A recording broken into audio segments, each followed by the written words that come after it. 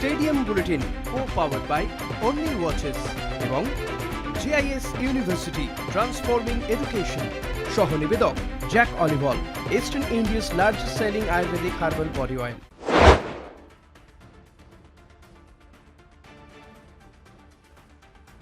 নমস্কার, দেখছেন stadium bulletin, সঙ্গে রয়েছি শুভাঙ্গী এবং স্টেডিয়াম বুলেটিন মানেই কিন্তু co-presented by Jack olive oil, co-powered by only watches and GIS university transforming education.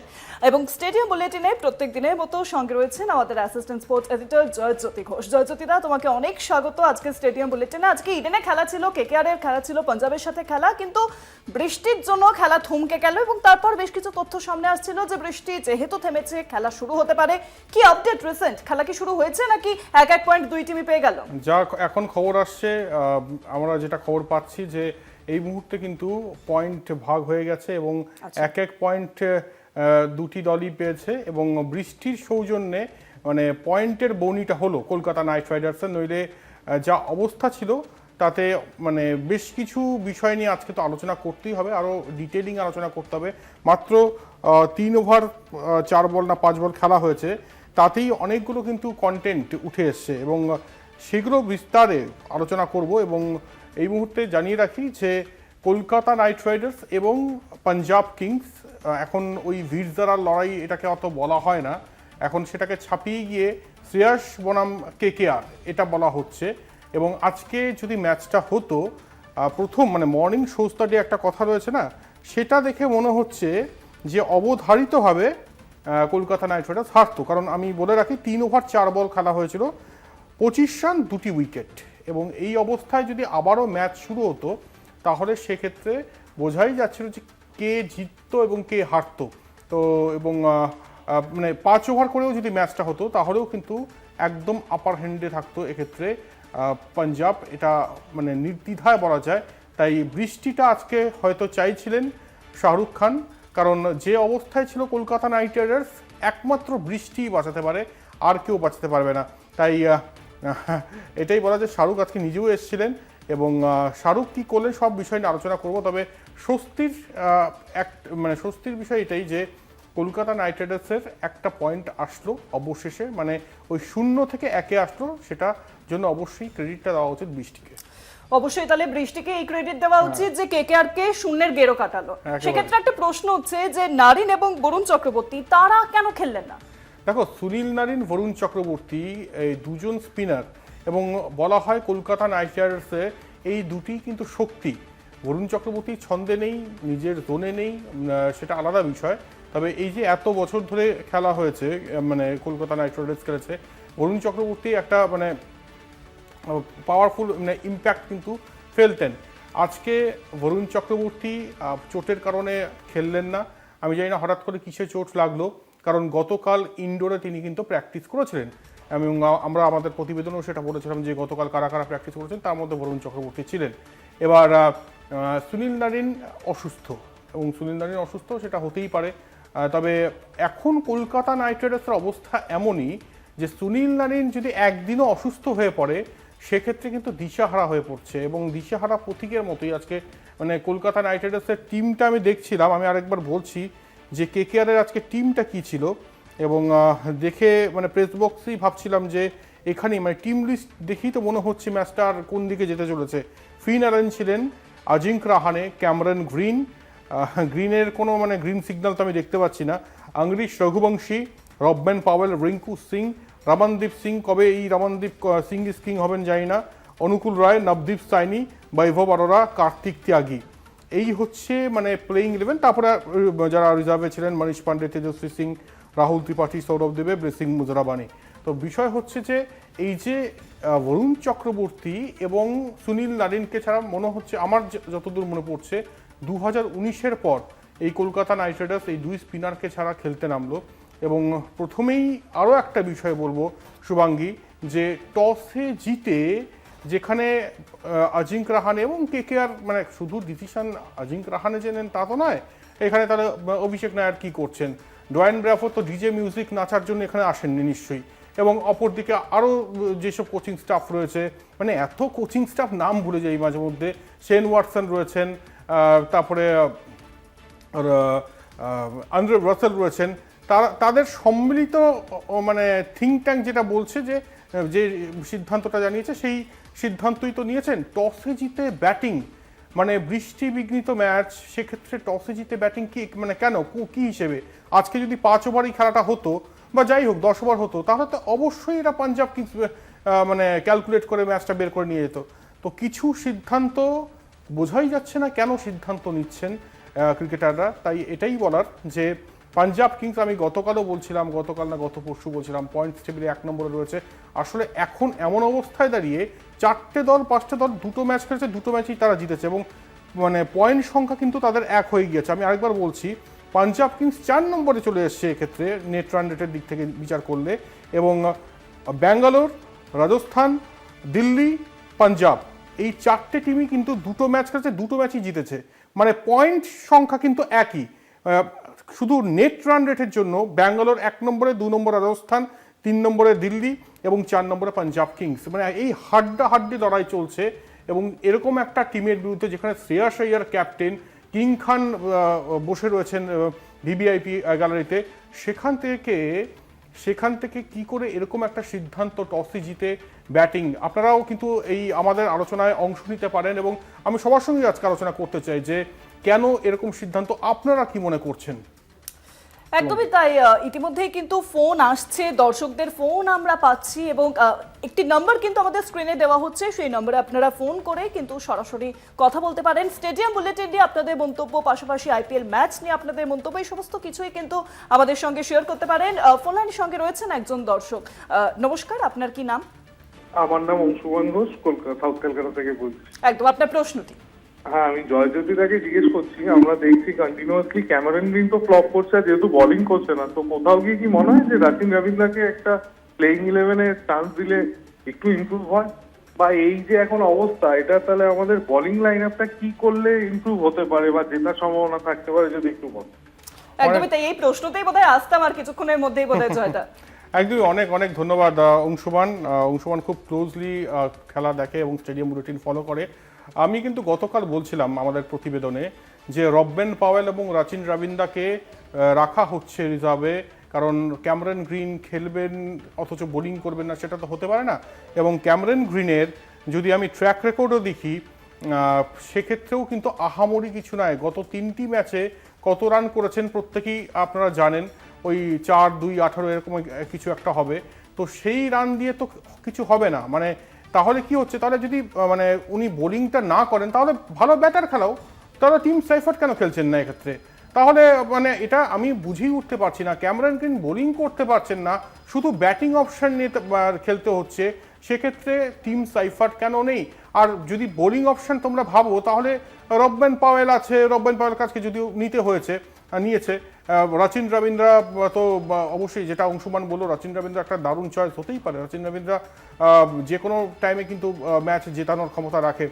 T20 ফর্মেটে হয়তো অতটা সক্রিয় নয়, তবে এখন যে অবস্থা কলকাতা নাইট রাইডার্সের, তো সেক্ষেত্রে তো অবশ্যই রাচিন রবীন্দ্র আসতেই পারেন। তবে ক্যামেরন গ্রিন যদি ব্যাটিং করেন শুধুমাত্র, তাহলে টিম সাইফার্ট অবশ্যই আমার বাজি থাকবে। আমি জানি না ক্যামেরন গ্রিনের জায়গাতে আসবো, কিন্তু দর্শকের ফোনও কিন্তু আসছে ক্রমাগত, কিন্তু সময় এখন একটা ফিরছি বিরতির পর এই আলোচনাতে। ফিরে এলাম বিরতির পর। ক্যামেরন গ্রিনকে নিয়ে আমরা আলোচনায় ছিলাম, কিন্তু সেই আলোচনায় আসার আগে ফোন লাইনের সঙ্গে রয়েছেন আরো এক দর্শক। নমস্কার, কোথা থেকে বলছেন, কি নাম আপনার? আমি কাকিনাড়া থেকে আপনাকে বলছি। হ্যাঁ, আপনি আপনার প্রশ্ন যা আছে বলুন। হচ্ছে আমাদের কলকাতা নাইট রাইডার্স সুনীল নারিনের কোনো ওপেনে খেলানো হচ্ছে না, আর কোনো ফাস্ট বোলার আমাদের কি রয়েছে? প্রশ্নটা একবার বলবেন, একটু স্পষ্ট করে বলবেন। বলছি সুনীল নারিনকে কেন ওপেনে খেলানো হচ্ছে না, ফার্স্ট আজকে খেলা দেখার পরে সেটা বলতো। আর দ্বিতীয় কথা হচ্ছে কোনো ফাস্ট বোলার কি আছে? আমার কিন্তু বল করছেই না। অনেক ধন্যবাদ। সুনীল নারিনকে নিয়ে প্রশ্নটা মানে উঠছে, এটা মানে শুধু বাপ্পাদে বলেছেন সেটার জন্য নয়, এবং বহু দর্শক বলছেন। আমি একজন বেঙ্গল ক্রিকেটারের সঙ্গে কথা বলছিলাম আজকেই, এবং তিনি পরিষ্কার বলছিলেন যে কলকাতা নাইট রাইডার্সের যে ইম্প্যাক্টটা তৈরি হয়েছিল যখন চ্যাম্পিয়ন হয়েছিল 2024-এ, ওই সুনীল নারিন ওপেনে ওই যে প্রথম 6 ওভার এসে যে ঝড় তুলতেন সেটা কিন্তু বিরাট একটা ইম্প্যাক্ট ফেলেছিল। এবং গৌতম গম্ভীর ভীষণ মানে রিলিজিয়াসলি সুনীল নারিনকে ওপেন করাতেন, আর তাতে কি হতো, ব্যাটিং ডেপথটা বেড়ে যেত। আমি জানি না এটা সুনীল নারিনের ইচ্ছে নাকি কলকাতা নাইট রাইডার্স টিম ম্যানেজমেন্টের ইচ্ছে, মানে তাকে দিয়ে আর ওপেন করানো হচ্ছে না। এবং তিনি আজকের ম্যাচটা বাদ দিলাম, আজকে তো তিনি অসুস্থ, সেই জন্য তিনি খেলছেন না, কিন্তু সুনীল নারিনকে দিয়ে ওপেন করানো কিন্তু নট আ ব্যাড অপশন। এবার প্রশ্ন হচ্ছে সুনীল নারিন যদি ওপেন করেন তাহলে রাহানে কোথায় খেলবেন? রাহানাকে 3 নম্বরে খেলতে হবে এবং দরকার পড়লে আংরিশ রঘুবংশীকে আর একটু নিচের দিকে খেলতে হবে। কারণ প্রথম দিকে তুমি যদি দেখো ব্যাটিং অর্ডার, মানে ওই ফিয়ারলেস অ্যাটিটিউড নিয়ে একদম দুমড়ে মুচড়ে দেবে, যেটা বাকি অন্যান্য টিমের রয়েছে। পাঞ্জাবে যেমন প্রিয়াংশা আরিয়া রয়েছেন, তো প্রত্যেক টিমেরই কেউ না কেউ রয়েছেন। এই কলকাতা নাইট রাইডার্সের থেকেও যেন নেই। ফিন অ্যালেন যদি না চলে তাহলে সেক্ষেত্রে কিন্তু ওই রাহানে এবং আংরিশ রঘুবংশী যদি একসঙ্গে ব্যাটিং করেন তাহলে কিন্তু যে স্ট্রাইক রেটে তারা ব্যাটিং করবেন সেটা অ্যাভারেজ বা বিলো অ্যাভারেজও বললে অত্যুক্তি হবে না। মানে এখনকার টি-20 যেরকমভাবে চলছে, তাই এটা কিন্তু একটা ভালো অপশন হতে পারে। যিনি বললেন বাংলার সেই ক্রিকেটার আজকে সেটাই বলছেন যে সুনীল নারিনকে অবশ্যই ওপেন করানো উচিত, কারণ ওই ওপেন করানোর ফলে ব্যাটিং ডেপথটাও বাড়ছে এবং একই সঙ্গে একটা ইম্প্যাক্ট যে ফেলার, মানে ওই যে 20 বলে 40 রান বা 15 বলে 35 রান, একটা যে মানে ঝড়, প্রথমেই যে একটা ঝড় তোলার বিষয়টা, সেটা কিন্তু সুনীল নারিন খুব ভালো মতন সেটা সিদ্ধহস্ত। তবে বিষয় হচ্ছে এটা কার সিদ্ধান্ত? সুনীল নারিন কি নিজে চাইছেন না ওপেন করতে, নাকি কলকাতা নাইট রাইডার্স টিম ম্যানেজমেন্টের তরফ থেকে বলা হয়েছে যে না, সুনীল নারিন নিচের দিকে খেলবে, যদিও আগের মৌসুমেই বলা হয়েছে। একদমই তো, এই জায়গাটা আসছি জয়দা, কিন্তু ফোনের সঙ্গে রয়েছেন আরো এক দর্শক। নমস্কার, কোথা থেকে বলছেন, কি নাম আপনার? আমার নাম হচ্ছে রবীন দাস, আমি বলছি যাদবপুর থেকে। আচ্ছা, আপনার প্রশ্ন। আমার প্রশ্ন হচ্ছে সিএসকে এবং নাইট রাইডার, এই যে দুটো টিম একই পর্যায়ে খেলছে, তাও সিএসকে একটা আপনার লড়াইয়ের মধ্যে আছে, কিন্তু নাইট রাইডার তো একদম আত্মসম্পন্নভাবে খেলছে। আশ্চর্য ব্যাপার একদম। অনেক ধন্যবাদ রবীনবাবু। তবুও ভালো খবর এটাই যে বৃষ্টির জন্য আমরা 1 পয়েন্ট পেয়েছি, ঠিক আছে। ওই বললাম যে প্রথমে শূন্যের গেরো কেটেছি একদম, আর সিএসকে কিন্তু এখনো পয়েন্ট পায়নি। তো বৃষ্টি আসুক আজকে রাতভর, এইটুকু আমরা চাইবো, কারণ বৃষ্টি কলকাতা নাইট রাইডার্সের সমর্থকদের মুখে কিন্তু হাসি ফুটিয়েছে। ওই একটা পয়েন্ট পেয়েছি এবং সত্যি মানে প্রত্যেকে রেগে যাচ্ছেন, তার একটা কারণ হচ্ছে কলকাতা নাইট রাইডার্সের ওপর কিন্তু প্রত্যাশাটা মারাত্মক। তুমি যদি দেখো যে কলকাতা নাইট রাইডার্সের ফ্যান্স কিন্তু ইন্ডিয়ার প্রতিটি কোনায়, ইন্ডিয়া কেন ওয়ার্ল্ডের সব জায়গায় রয়েছে। তো সেই জায়গায় কলকাতা নাইট রাইডার্স যদি পারফরমেন্স না দিতে পারে তাহলে কিন্তু সেটার একটা আউটবাস্ট হবে এবং স্বাভাবিকভাবেই স্টেডিয়াম বুলেটিনে যারা ফোন করছেন তারাও কিছুটা ফ্রাস্ট্রেটেড হয়ে বলছেন, এবং যেটা বলছেন সেটা ভুলও বলছেন না, যে যেভাবে খেলছে কোনো লয়ই নেই। এবং টিম সিলেকশন দেখেও মাঝে মাঝে আমরা ভয় পেয়ে যাচ্ছি। একই সঙ্গে ব্যাটিং অর্ডার দেখে আমি গতকালও বলেছিলাম, ওই সেদিন ম্যাচের সময় বলেছিলাম যে এই রমনদীপ সিং কি করছেন অনুকূলের পিছনে, মানে রমনদীপ সিং কি কোটায় খেলছেন, মানে তাকে খেলাতে হবে, মানে তিনি কি ভেঙ্কি মাইসোরের আত্মীয় হন? আমার জানা নেই। রমনদীপ সিং না বোলিং করছেন না ব্যাটিং করতে পারছেন, ফিল্ডিংয়ের জন্য কোনো টিমে এখন সিলেকশন হয় না, তাই তিনি করছেনটা কি অ্যাকচুয়ালি? এটা মানে আমি যদি কোনোদিন আমার সৌভাগ্য হয় রমনদীপ সিং সাক্ষাৎকার নেওয়ার, আমি কিছু প্রশ্ন তৈরি রেখেছি, একদম তাই, এই প্রশ্নেই আমরা নজর রাখবো এবং এই আলোচনাও আমাদের নজর থাকবে। পাশাপাশি বহু দর্শক কিন্তু ফোন করছেন, তাদের প্রশ্ন নেওয়ারও, সমস্ত প্রশ্ন নেওয়ার আমরা চেষ্টা করব। কিন্তু স্টেডিয়াম বুলেটিনের সময় এখন একটা বেরোতে, ফিরছি একটা ছোট্ট বিরতির পর।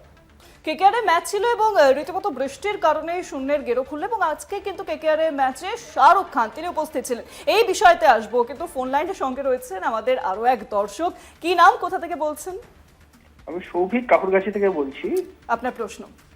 আমার প্রশ্ন হচ্ছে, কাল থেকেই তো বৃষ্টি হচ্ছে, কালকেও বৃষ্টি হয়েছে, পরশুদিনও বৃষ্টি হয়েছে, সন্ধ্যেবেলা টিম এখানে ছিল, তো এমনিও তো ইডেনে ওয়াটার টেবিল আপ থাকে গঙ্গা পাশে থাকার জন্য, তো এই গ্রিন টপে হঠাৎ করে ব্যাটিং নেওয়ার কি দরকার ছিল আমি তো বোঝা গেল না। অনেক ধন্যবাদ, কি অনেক বলবেন? ধন্যবাদ। আমি প্রথমেই এটা নিয়ে কিন্তু বলেছি যে হ্যাঁ, মানে টসে জিতে ব্যাটিং নিচ্ছে, যেখানে এত তারকা খচিত কোচিং স্টাফ রয়েছে, এটার কোনো কারণই বোঝা গেল না। আজিঙ্ক রাহানে টসে জেতার পর যখন ব্যাটিং নিচ্ছেন, মানে কখনো মনে হলো কি আমরা ভুল শুনছি না তো, মানে আজিঙ্ক রাহানের কি ব্রেন ফেড হয়ে গেল? কিন্তু সেটা হয়নি, কারণ তিনি জানতেন বৃষ্টি হবে। তিনি নয়, আমি শুধু অজিঙ্ক্য রাহানেকে কেন দোষ দেবো, অন্যান্য এই অভিষেক নায়ার, ডোয়াইন ব্রাভো, তারপরে শেন ওয়াটসন, তারপর আন্দ্রে রাসেল, প্রত্যেকেই তো কোচিংয়ের স্টাফের অন্তর্গত। তারা তাদের সম্মিলিত সিদ্ধান্ত এটা, টসে জিতে ব্যাটিং নেওয়া, মানে অদ্ভুত কিছু সিদ্ধান্ত, কিছু বলার ভাষা নেই। তবে ভালো লাগছে একটা বিষয়, কেকেআর 1 পয়েন্ট পেয়েছে এবং সঙ্গে সঙ্গে স্টেডিয়াম বুলেটিনেও যে এত রাতেও এত মানুষের ফোন আসছে, এর থেকে বোঝা যায় যে আপনারা কতটা ভালোবাসেন স্টেডিয়াম বুলেটিনকে। একদমই তাই। সেক্ষেত্রে আজকে শাহরুখ খান কিন্তু একেবারে মাঠে উপস্থিত ছিলেন এবং তাকে কিন্তু কথাবার্তা বলতেও দেখা গেল বৃষ্টি শুরুর পরেই। ঠিক কি চিত্র ওঠে এলো আজকে মাঠে? দেখো, শাহরুখ খান এসছেন, শাহরুখ খান আসবেন এটা খবর ছিল, আমরাও গতকাল বলেছি, এর আগের কলকাতা দিনও টিভির ব্রেক বলেছি, ছিল সেই খবর। একদম গৌতম দাও বলেছেন। তো এবার বিষয় হচ্ছে শাহরুখ খান এসে ভালো কিছু তো দেখতে পারেননি। শাহরুখ খান, ভেঙ্কি মাইসোর অনেকক্ষণ ধরে তাদের মধ্যে বাক্যালাপ চলে এবং ক্যামেরন গ্রিন আউট হওয়ার পর বাক্যালাপটা বেশ দীর্ঘায়িত হয়। আমি জানি না, ক্যামেরন গ্রিনকে নিয়ে বলা হচ্ছে নাকি যে 25 কোটি 20 লক্ষ টাকা দিয়ে যদি একে রাখতে পারি তাহলে শ্রেয়াস আইয়ার এখন অপোনেন্ট টিমের হয়ে ক্যাপ্টেন্সি করছে, কারণ তাকেই তো রাখা যেত, এটা বলছেন কিনা এগুলো আমাদের ধারণা। যাই হোক, তবে শাহরুখ খান এসেছিলেন এবং খারাপ লাগছিল শাহরুখ খান মাঝে এসে যেখানে যে হসপিটালিটি বক্সে বসেন সেখানে প্রায় 25 মিনিট ভেঙ্কি মাইসরের সঙ্গে কথা বলছিলেন এবং তারপর এসে মানে বক্সের বাইরে এসে হাত দেখালেন, কিন্তু ওই মুখটা দেখে বোঝা যায় না যে হতাশ, তিনি যথেষ্ট রকম হতাশ। এবং যা স্কোরবোর্ড দেখাচ্ছে কলকাতা নাইট রাইডার্সে সেটা হতাশ হওয়ারই কথা সেক্ষেত্রে। তাই খারাপ লাগছিল। বৃষ্টি পড়ছিল, সাদা কভারে ঢেকে গিয়েছিল মাঠ, দিল তো পাগল হে, কখনো বাদশাহ, কখনো বাজিগার সিনেমার গান চলছিল, সব ঠিক ছিল, খালি কলকাতা নাইট রাইডার্সের খেলাটাই ঠিক ছিল না, যেটা আসল। বাকিগুলো না থাকলেও চলতো, কিন্তু কেকেআর যদি ভালো খেলতো তাহলে মান্নাতে বসেও শাহরুখ খান কিন্তু সেলিব্রেট করতে পারতেন। তবে মান্নাত থেকে এই ইডেন গার্ডেন্সের হসপিটালিটি বক্সে এসেও কেকেআর তাতালেন, কিন্তু কলকাতা নাইট রাইডার্স কিন্তু মানে সেই পারফরমেন্সটা দিতে পারলো না। একদমই তাই। ইডেনে কলকাতা নাইট রাইডার্সের সেই পারফরমেন্স দেখা গেল না। পরের ম্যাচে কি হয় সেদিকে নজর থাকবে। স্টেডিয়াম বুলেটিনে আরো আলোচনা বাকি ছিল কিন্তু সময় সীমিত, তাই আজকের মতো স্টেডিয়াম বুলেটিন এখানেই শেষ করছি। দেখতে থাকুন কলকাতা টিভির রাত 3 সাথে।